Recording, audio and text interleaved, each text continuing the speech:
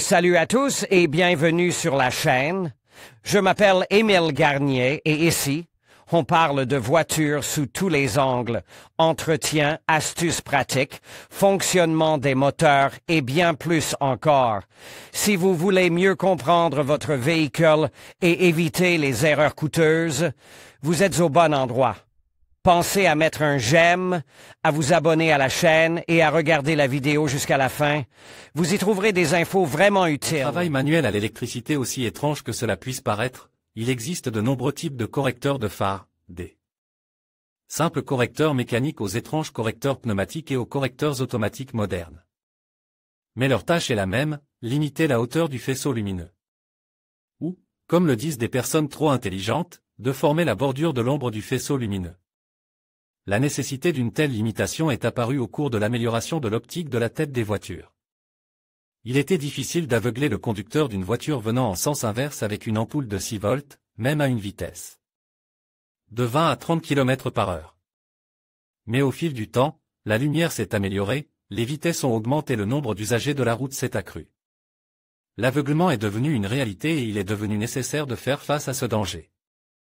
Dès le milieu du siècle dernier, les phares étaient équipés de régulateurs de lumière mécanique.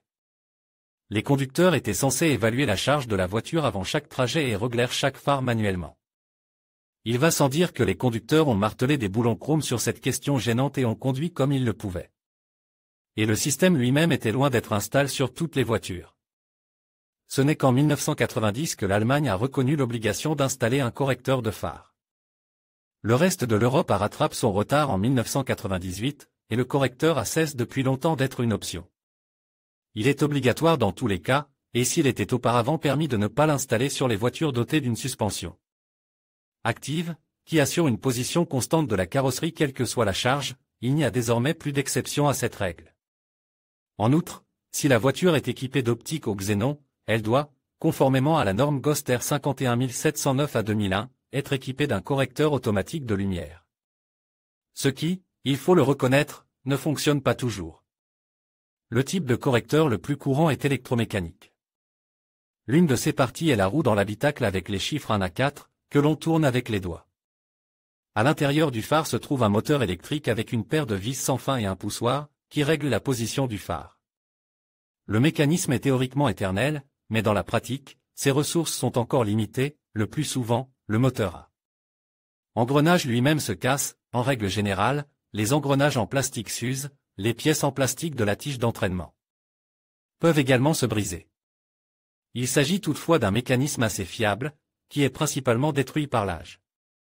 Les correcteurs hydromécaniques sont moins courants, la partie exécutive est la même que pour les correcteurs électromécaniques. Mais l'entraînement est hydraulique. Ce type de correcteur équipait, par exemple, un grand nombre de nos voitures VAZ. Les pannes sont un peu différentes, plus souvent, c'est le liquide du système hydraulique qui fuit, on peut utiliser aussi bien de l'antigel que de l'antigel ordinaire. Dieu seul sait d'où il s'échappait. Les tuyaux peuvent éclater, les raccords peuvent fuir, tout est possible sur les vieilles Lada. Cependant, il n'est pas difficile de réparer ce miracle de la technologie.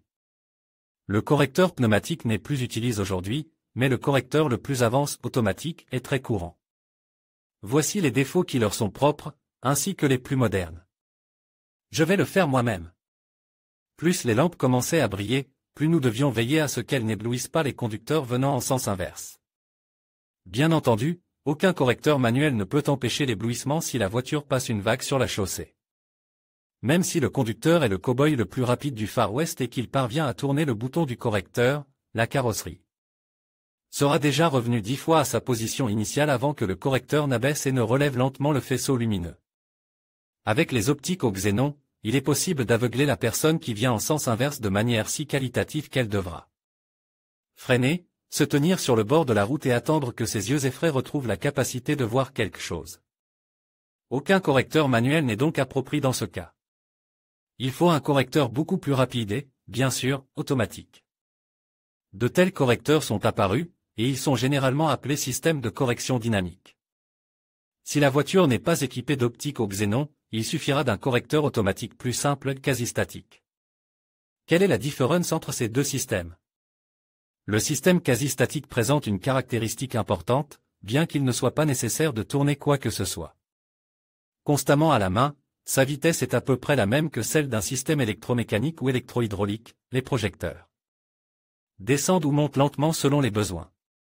Cette vitesse est insuffisante pour compenser les inclinaisons de la carrosserie lors de l'accélération, du freinage ou du passage de bosse. L'autocorrecteur quasi-statique n'est donc pas adapté au xénon, qui a besoin de quelque chose de plus rapide.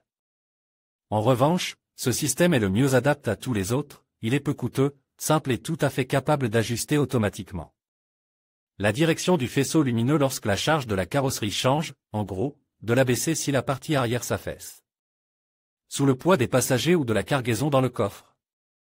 Les actionneurs sont les mêmes que dans les systèmes simples, des motoreducteurs et des tiges poussant le projecteur. Mais ce système est contrôlé différemment. Les capteurs de position du corps sont installés dans la suspension de la voiture. Dans les systèmes coûteux, il peut y en avoir jusqu'à 3, 2 sur l'essieu avant et 1 sur l'essieu arrière, mais dans les systèmes les plus simples, il n'y en a qu'un seul, sur l'essieu arrière. La garde au sol sous l'essieu avant change de manière insignifiante, et ce paramètre est souvent négligé, ne tenant compte que de l'affaissement de l'essieu arrière. Dans un système simple, le capteur se compose de deux moitiés, dont l'une est fixée à la carrosserie et l'autre à la partie mobile de la suspension.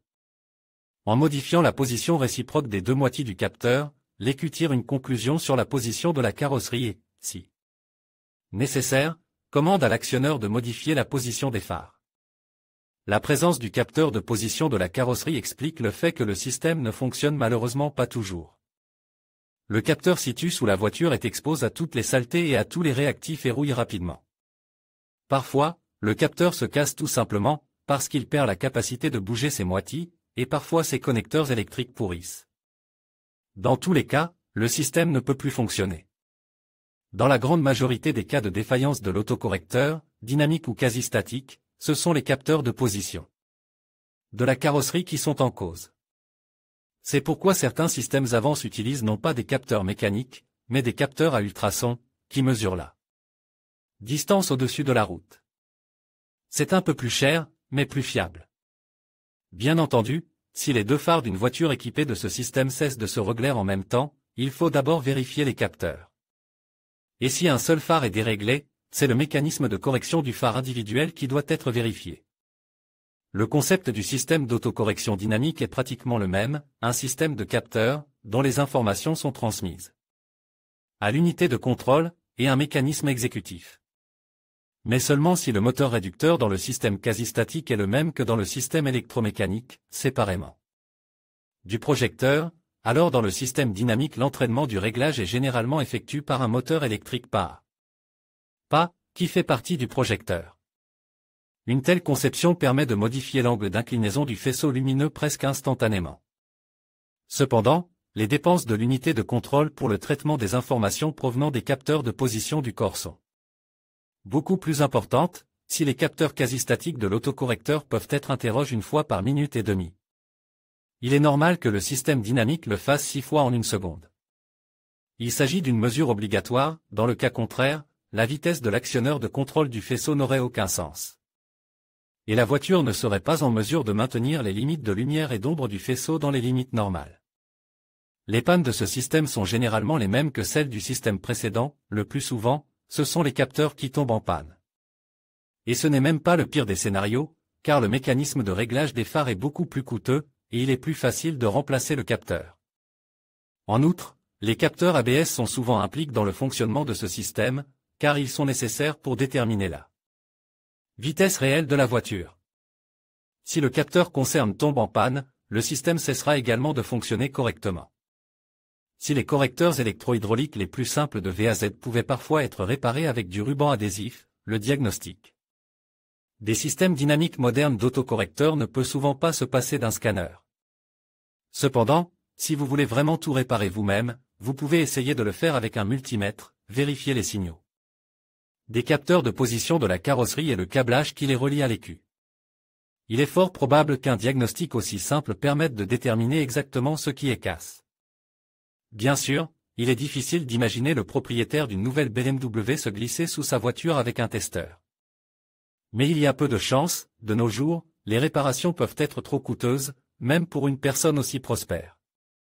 En conclusion, il est essentiel de comprendre que la lumière, lorsqu'elle est mal orientée, peut causer des désagréments non seulement pour le conducteur, mais aussi pour les autres usagers de la route. Le correcteur de phare, bien qu'il soit un élément crucial pour garantir une visibilité optimale, est souvent négligé en raison de coûts de réparation perçus comme élèves ou d'un manque de sensibilisation à son importance.